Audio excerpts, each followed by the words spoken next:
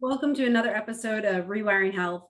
Today, I'm very excited to bring to you some tips for managing stress because, again, stress impacts us all and it impacts us all in many different ways throughout our life. And I want to share a personal story of how I use these tips to help me get through a very painful moment. A week ago today, I gave birth to my second son. And of course, anyone who's gone through the process and anyone who's seen anyone go through the process, you know it's a very painful experience. And it's so important to have tools in place to help you get through that. And I can really say that I applied many of these tools through the process, and I had a much better birth with this one than I did with my first one.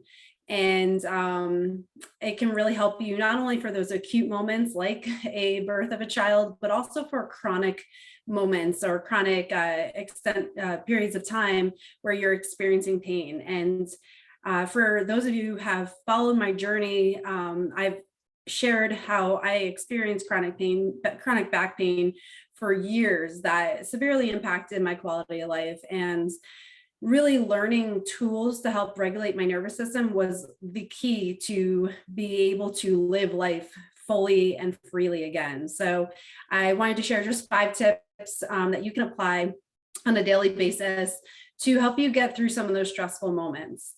And another reason why this is really important is that stress and pain levels are completely interrelated. So if you're experiencing heightened levels of stress, typically you're going to have heightened levels of pain. So that's why it's so important to do what you can to really manage the stress levels so that your pain is not exacerbated by it. So here are 5 tips you can do to help you get through some of those stressful moments. So tip number 1 is learning how to breathe in a way that serves your nervous system. And what I mean by that is a lot of times we go through our day not even aware of how we're breathing. We're shallow breaths. We're using shallow breaths. We're just maybe doing some vertical breathing where we're really not getting good oxygenation. And if we're not mindful of that, we can't really utilize the power of breath to help with stress management. So what you want to do to help use that power of breath, which is profound if you use it correctly, is that you want to, when you're experiencing stress, take 6 breaths, and not just 6, normal breaths. You want to focus on an extended exhale. So I'll give you an example. So you're going to inhale for a count of 4. 1, 2, 3, 4. Hold it for a second, and then extend your exhale by a count of 6. 1, 2, 3, 4, 5, 6. And you would repeat that 6 times. The way this works is that by extending the exhale, it helps your nervous system shift from a state of sympathetic response, which is that stress, fight or flight or freeze response that a lot of us get when we're in a heightened level of stress.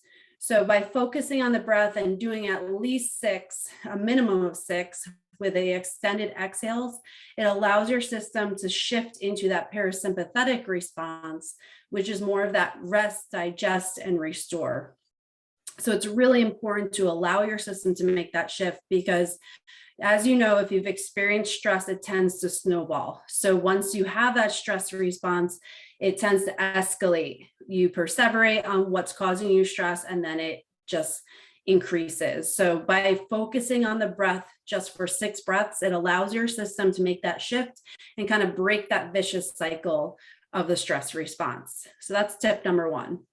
Tip number 2 is gratitude. So you may have done this throughout your life, or maybe this is something new to you, but what gratitude does is that it allows your brain to shift from thinking of just what's causing you stress in the immediate moment to taking a larger picture, thinking about things that bring you joy, things that you're grateful in life. And it can even be something small. Maybe you're sitting outside and there was a nice breeze. It could literally just be that you're grateful for that breeze. But by allowing your brain to focus on the gratitude for that breeze you're experiencing instead of the stressful event or moment that just occurred, again, your brain will allow you to be more receptive to shifting the nervous system than to continue that perpetual stress cycle. Now, this is different than positivity. So positivity, if you're going through stress, sometimes it's hard to think of things positively because you're in such a heightened awareness of something negative in your life. So instead of thinking everything's going to be great and wonderful, that's not always great and serving because our brains are not stupid. They can differentiate between reality and what we're trying to create. So that's not always the best tactic, is to shift into positive thinking. But instead, expressing gratitude towards maybe something that you are capable of doing. Maybe you're just grateful that you can take a deep breath. Maybe you're grateful that you have 5 minutes to yourself to allow yourself to relax. Or maybe you're grateful for something your child said or a parent said to you, or whatever it may be. Thinking of something that brought you joy in any moment, no matter how big or small it is, allows your system to make that shift. So again, don't confuse positive thinking with gratitude. Gratitude is much more of that gratefulness and thankfulness of something in your life versus your brain thinking everything's going to be butterflies. Because again, our brains are able to differentiate between what we create and what reality is. So we don't necessarily want to just have that toxic positivity. This third tip is going for a walk. So forward ambulation, not necessarily treadmill walking, because that's going to have different benefits and not as great of benefits as actually moving your body, but forward ambulation, getting outside. If you're inside, going for a walk where you're actually moving your body forward, has a great impact on increasing dopamine levels and decreasing cortisol levels, which are responsible for that stress response or are a byproduct of the stress response. So forward ambulation actually impacts your visual system. So it allows you to have more of these peripheral visions. And what happens is that when you have a stress response, you tend to get into this very narrowed visual field where you have a fine focus, very narrowed field of vision.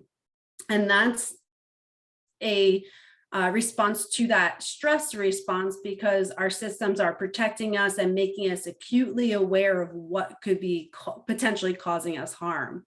So by walking forward and having the peripheral views moving past your visual system, it actually creates this scenario in your brain where it interprets the peripheral views and allows your system again to shift into more of that relaxed state. So it will increase the parasympathetic response just by changing the visual field. Versus if you are staring at your cell phone and reading a very stressful message or scrolling, a lot of times that narrowed visual field will actually increase your stress response. So not only does it help with changing your visual field by walking forward, but again, exercise, as many know, has been proven to improve mood and increase the positive neurotransmitter response in the brain. So again, kind of a dual purpose with that one as well. So forward ambulation, even if it's for 30 seconds, just get your body moving forward. Tip number 4 is write things down.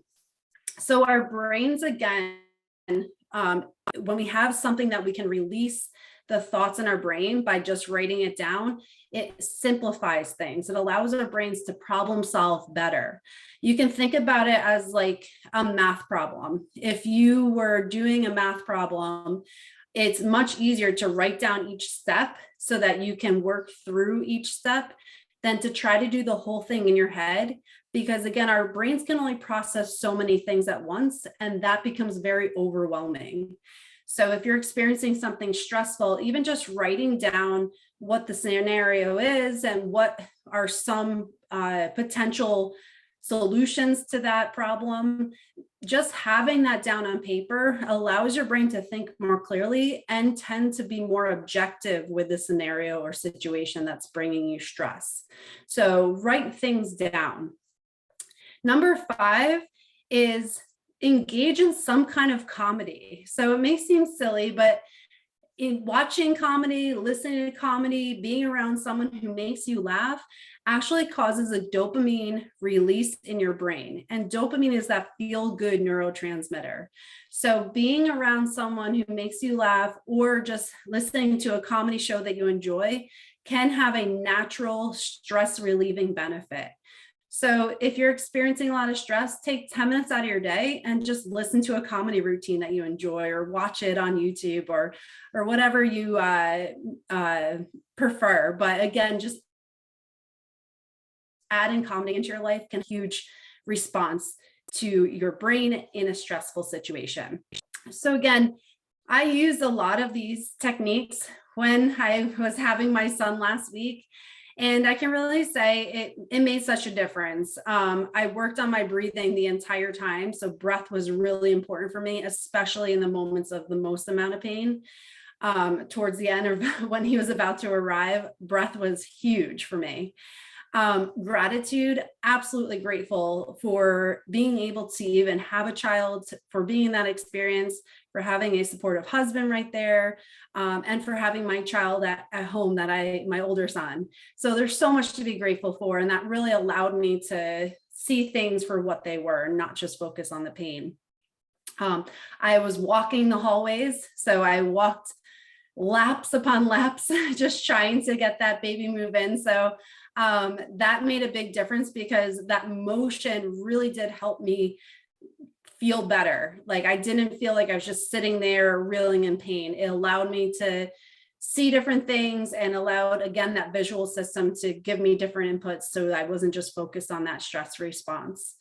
Writing things down, probably didn't do a whole lot of that, but that does help me in other scenarios, not necessarily in that acute scenario I was in last week with the birth of my son. Use that in other areas.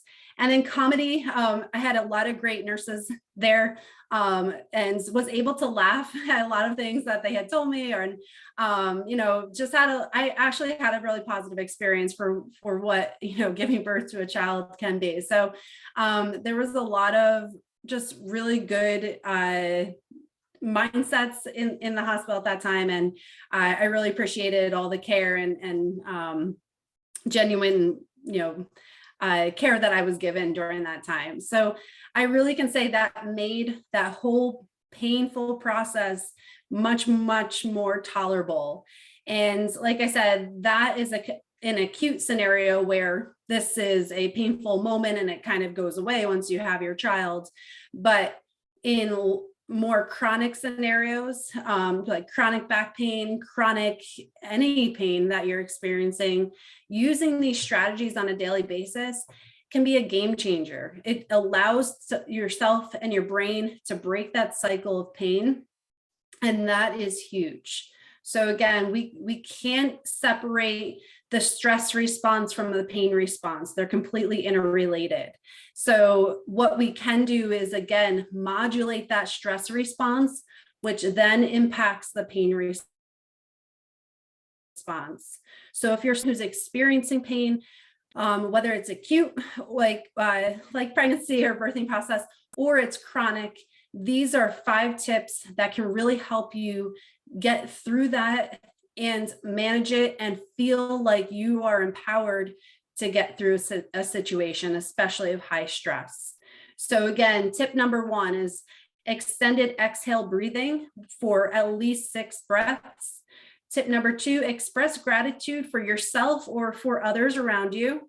Tip number 3, forward ambulation, actually moving your body forward and walking forward to change your visual fields. Tip number 4, write things down. It helps your brain problem solve. And tip number 5, engage in comedy. Watch comedy, listen to comedy. Use that to improve your dopamine response, which improves your overall mood. So I hope these serve you in a moment of stress or of heightened pain. And if they do, leave a comment below. Subscribe to my channel. I have a lot of great guests on and give a lot of tips, especially for stress management and pain relief. So really important to have tools to do that. So if you found value in this, I'd love to hear from you. And again, I hope these serve you throughout your day.